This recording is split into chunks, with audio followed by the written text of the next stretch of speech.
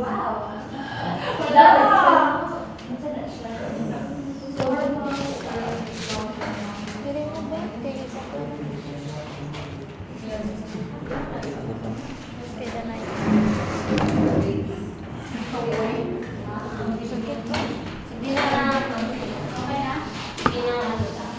Okay naman.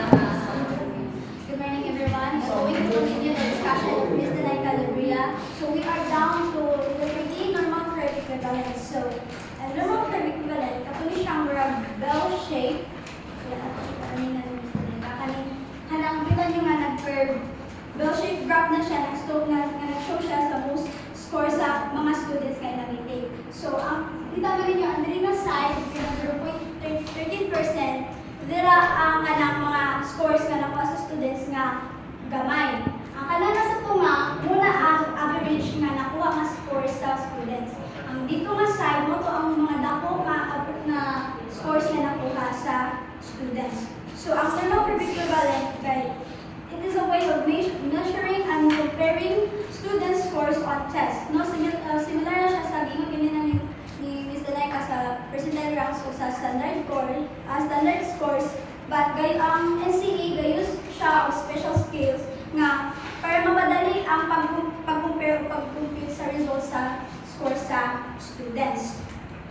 Try na ko siya o try na ko siya solve. So, para makuha na to siya, gamit na o formula na Wow! Agda.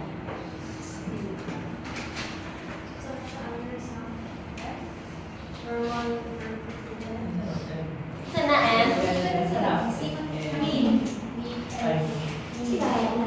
ang O. As di man ata ng O, no? Standard deviation. So, wala yung formula. So, panamitan ang Wala na yung virus. So, panalitan ang students nakakuha siya score nga 85 sa test. So, ang iyang win is 75. So, ang standard deviation niya is 5. So, ang kani siya is 85 sa student. Tapos, So, na siya minus class. so, iyang win nakuha is 75. Mean and 75. Tapos ang kaning iyahang ang kani siya maoy lagi mean. Then ang kaning diri sa ubos niya is ang standard deviation niya nga 5. So Kanang nanay guys sa formula for x. so 85 minus 75 10. Recopy na nimo siyang 5.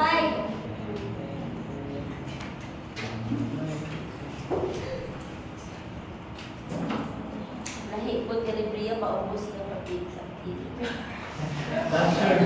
So, karon divide mo sila, diba? 10 divide 5. 2. So, karon convert na to siya sa NCE. So, di ba ang nakabutan niya ang standard deviation yun niya sa is 21.06.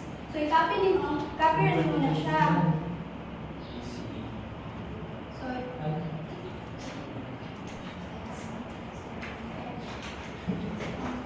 So given as 21, Oo. Always give na siya. Always give given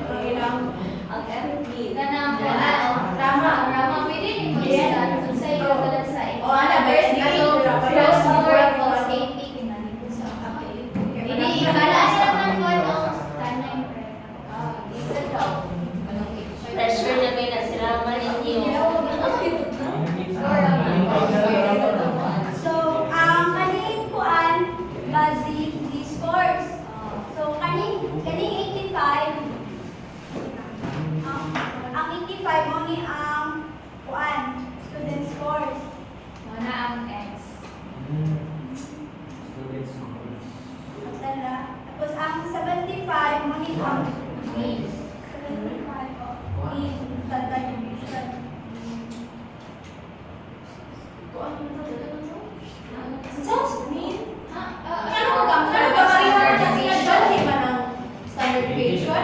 Abi, di ba lang min? Ang standard deviation. Oo. Wait lang. Wait lang. Wait lang. Matuto kayong Ay, dali. magantay. Ay. Oo. Sige lang. Mina siya. Ang high, ang high. S3. Ayan na. Sige. Di na siya guys tayo. So, ang NCE na to is always na siya 21.06. I-times na to na siya og 2, tapos i-plus na to siya sa 15. So, ang given ana ang tura. Or Or siya di na siya. Okay, ang 50 given na siya, no? Oo, given na siya ang 50 guys. Nara siya sa formula. So, that's that. So, ano yun? That's that.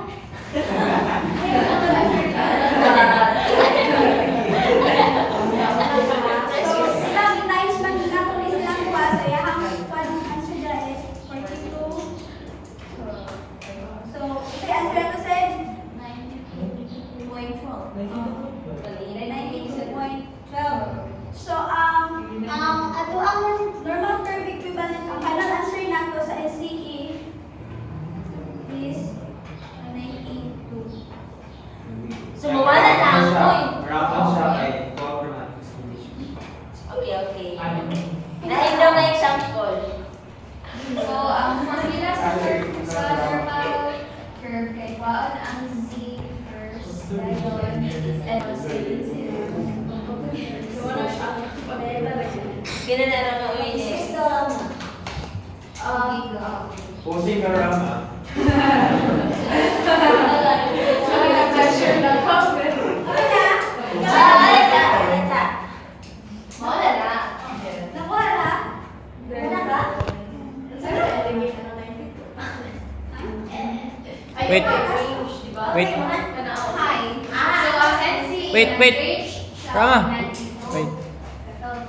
1 to 99. Oo. So what if wala pa? Sa normal So, di ko siya Ako to 100. Ayun. Ang kuha kasi sa normal curve equivalent, na siya scale na ginasunod, which is 1 to 99. Rajod. So, dili ko sila maghatag og problem kung wala pa sa curve. Okay. Ano ba to? Given naman siya nga 1 to 99. Okay na? Next. So next is the developmental scores. So, ang developmental score, it is a type of scores that shows how much a student has developed certain skills or subjects. So, like sa math, sa English, o sa diang subjects. So, dili na siya gatel kung paunsa kamaayo ang performance sa imong students, kung dili paunsa lang ka layo o kalalong ang development progress sa bata compared sa kanang compared sa typical typical sa ilang age level. Kanang murag ang grade sa bata is wala siya murag na uyon sa age sa bata. Okay. So, GE, a grade equivalent or GE, it tells us how well students perform compared sa average student nga nasa isa ka particular grade. So, panalitan, ang grade 4 nga student, nag-take siya og test. So, ang result sa iyang test kay 6.2, which is average grade sa isa ka grade 6. So,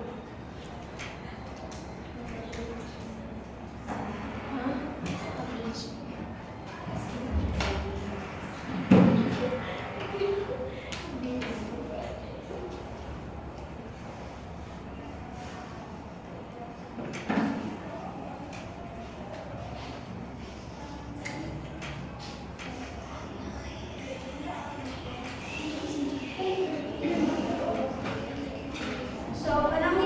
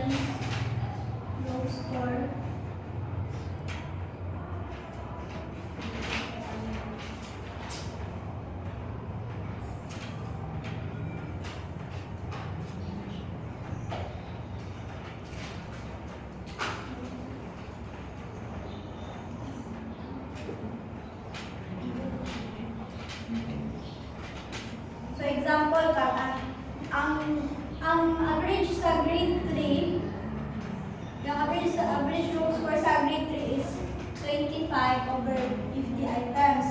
Tapos ang student row scores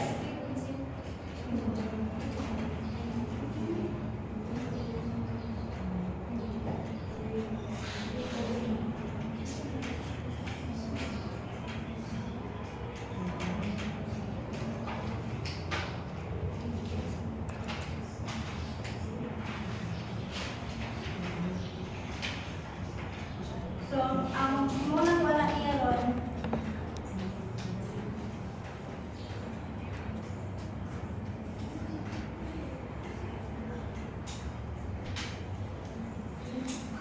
so, makuha na to ang GE niya, di ba, by i-divide na to ang 32 sa 25.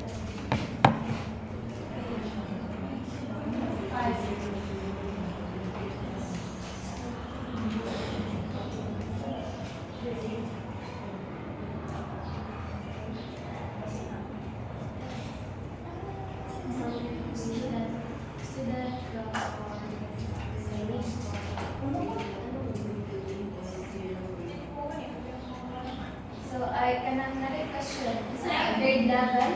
Grade level 8.0 or grade 3? Siguro 5.0. Sa grade level nga po ay ano na siya Ang pagsulat? sa lahat.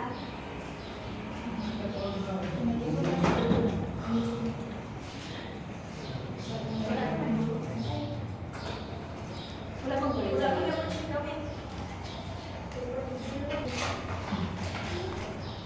Pwede naman na siya mawalay zero. Wala Pero na may lang. iwan mo siya po.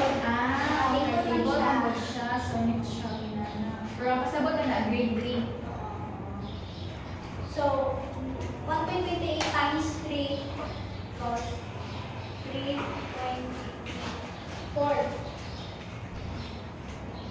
So, ang final answer niya, ang GE sa grade 3 kay 38. Wala ulit ko siya ang 4. Di makiman kaya, 1 magina siya, nalagay sa sumpay dire. So, kinanawa pa rin mo ang average score sa kuan sa grade level. So, ang GE sa grade 3 nga students is 38. So, asa na bilong ang iyang kuan? Sige, sa GE. Grade equivalent. Ang hagika ng 50 rama para 25 or 20 sila ang score. Oo. Ang halaman ng Ang score sa student sa grade 3. So, ang score sa students kay 32. So, i-divide mo under nito og 25, tapos i-times mo siya sa 3 sa usa nga grade level ang student mo. So, mo man niya ang grade equivalent sa mga grade 3 nga students is 38. So, therefore, ang iyahang bitang Nag-measure sa kuan. oo. So, mura siya gi-compare sa laing nga Grade. So, iyahang may mindset niya. Kaya pang grade 5. So, nasa taas ba? So, na score minus Student raw score. Divided by average raw score of grade level. Times grade level. okay. Ito na lang student gross score. Oo. Always yun siya. Kaya ang kuan kasi grade equivalent is na kuan siya or kasi nga binong sa norm interpretation. So next, dili na ta sa Sulit sa papitsura sa nila mo. Okay, wait.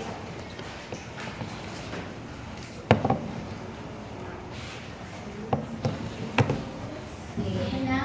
Kina. So next is types of test scores interpretation. To further understand test results, kailangan nato og frame of reference for a clear basis comparison. And that means we interpret scores by comparing it to something specific according to Merens and Newman. So first one is the norm reference interpretation. So ang norm reference test, we use siya og norm group as a reference point para ma-explain ang student's results. So dili siya nag-matter kung paunsa ka maayo ang usa ka students, kundi paunsa siya mag-stand out sa iyang mga kauban nga nag-take test. Example, kani siya nga kamo nag-take mo og test. Tapos si Miss Danayka, isa siya sa takers ato. But si Miss Danayka lang ang nakaabot sa 18 sa tanan ninyo nga kani nga students, si Miss Danayka lang ang nakaabot sa 80th percentile. So nakasabot nga mas lamang si Miss Danayka sa 80% nga nag-take of test. So in short, ang norm reference interpretation is gi-compare siya sa uban. Pareha kang kuan. So to kang NCE o kang GE, i-compare siya. Sabtan ra? So, kang norm reference interpretation na siya upat ka guidelines para ma-interpret nato siya. So, first is detect any unexpected patterns of score. So, teachers should work carefully for any unusual or surprising test results. Kasi, if pananita na kay students nga okay ang performance niya sa imong klase, but suddenly nakakuha siya o gamay nga score. So, dapat si teacher hindi siya agad mag-conclude nga na ay mali sa iyahang kuan ay na ay mali sa iyahang gipay mga test. Kay base ang student mo is na ay debate na or na share problem, so dapat nga kanang si teacher hindi siya dapat aware si teacher, hindi siya mag-expect agad sa unsay mali sa iyahang gipahimo. So, second is determine the reasons for score patterns. So, it is to identify the cause of students' performance problems and plan appropriate interventions or support. In short, tanan nga pattern yung ipakita sa students or ilang behaviors, naagin na siya kung ana na siya reasons. And as a teacher, it is our job nga pangitaon, nga ilhon, o i-address ang kanang nga reasons correctly. No? Kaya, parehas sa pag-ingon kanina kasi mag-listen na either yung difficulties sa instruction nimo or distracted si students or maybe dili tugma ang teaching strategies nimo sa learning styles sa mga students. Next is do not expect surprises for every student. So it is to remind teachers and future teachers na dapat aware ta sa progress sa atong students and not to rely on what their test results says. So, kita mo nga teacher kabalo ta sa learning capabilities sa atong students. So, dapat dili ta ma-surprise, dapat aware ta. Okay, number 4, small differences in subtest scores should be viewed as a trend fluctuations. So, if nag-take of test ang students sa mga subject like maths or any subject tapos na ay gamay nga difference sa mga scores nga nakuha nila, that is normal. Normal na siya na ay mga differences. So, di dapat si teacher di siya agad mag-overreact sa gamay nga score. Kaya kabalo man si teacher,